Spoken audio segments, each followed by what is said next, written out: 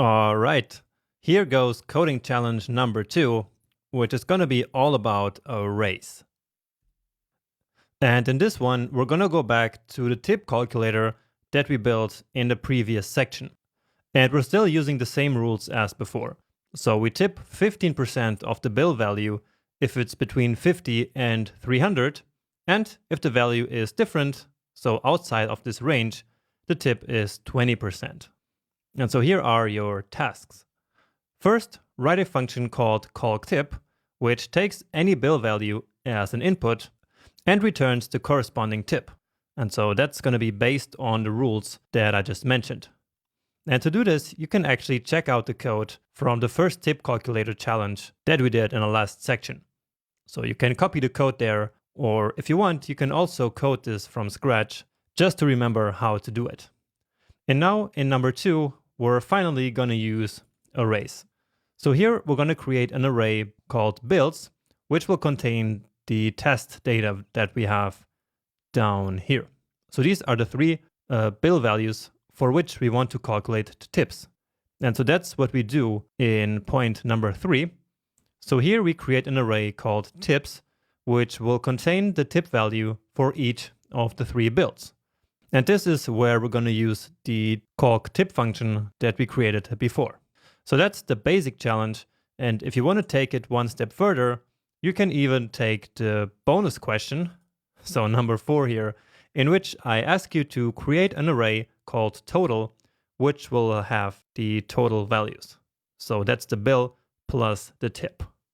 So I hope this one isn't too hard.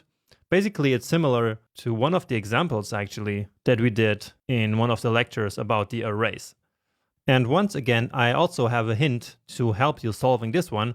But if you want to try it on your own without the hint, then pause the video now and good luck. But if you want the hint, well, then here it goes. So remember that an array needs a value in each position. But that value can actually be the returned value of a function. So as an array value, you can basically just call a function. All right.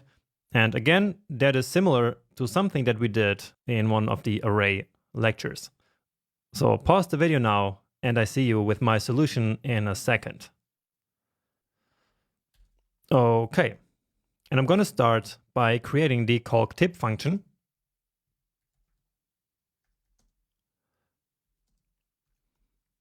And I'm going to start doing it with a function expression. So this one will receive a bill as an input, I think. Yeah, so calctip takes any bill as an input. So let's simply call it bill. And then what we want to return is the tip. And here I'm going to write the exact same code as we did in the other challenge. So there's no need to explain it all again. It would just be a waste of time. So if the bill value is between 50 and 300, so less or equal than 300, and here we're using the ternary operator, then return the bill value times 0.15, so that's 15%, and otherwise it should be 20%. Okay? So the result of this ternary operator here will be one of these values. So either bill times 0.15 or times 0.2. And so that's going to be the result of this operator. And so that's what this function will return. If you prefer the arrow function, we can also do that. So const calctip equal bill. And now we can omit the return keyword and do it all in one nice line. So now you just have to choose which one you like better. And I will just, for the sake of readability, keep the first one there. Okay? But if you prefer the arrow function, you can just use this one. Great. So number 2 is to simply create a builds array with these 3 values. So builds 125, 555, and 44. So that was easy. And now we will create an array tips, which will contain the tip value for each bill. So let's do that. And now this is similar to what we did previously with calculating the ages. So we are going to create an array, and then each position will be the function call to calc tip.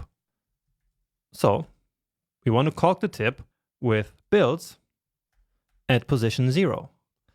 Then at position 1, we want to calculate builds, or we actually want to calculate tips based on builds on position 1 and then on position 2. And that's it. So let's log both the builds and the tips to the console here.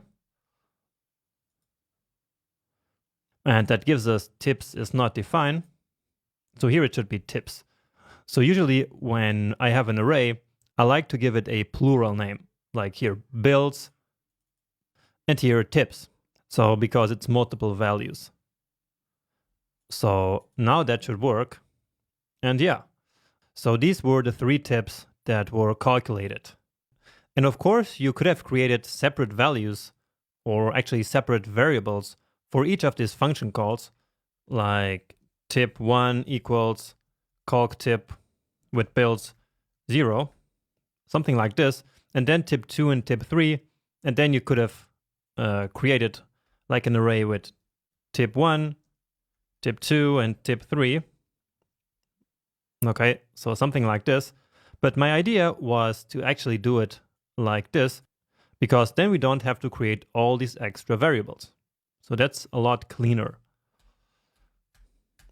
Later on in the section, we will find an even better way of doing this. But with what we know at this point, this is the best that we can do. So we take the first bill, calculate the tip based on that, and put it in position number 0. Then we take builds at position number 1, calculate the tip, and put it in position 1 of this new array. And then we take builds at position number 2, calculate the tip, and put it at position 2 of the new array. And so then, yeah, we end up with this. Lastly, let's also complete the bonus question number 4 here. And all we have to do here is to create an array which will have the sum of the builds and the tips. So that's going to be totals. And now you might have tried to do something like this. So like builds plus tips. But as I told you in the previous lecture, this is simply not going to work. So we cannot do any operations on arrays like this. It doesn't work like that. So let me show you the result that we would get from doing this. And so basically, each of the arrays would be transformed to a string, and then the 2 strings would be concatenated. So that's completely useless.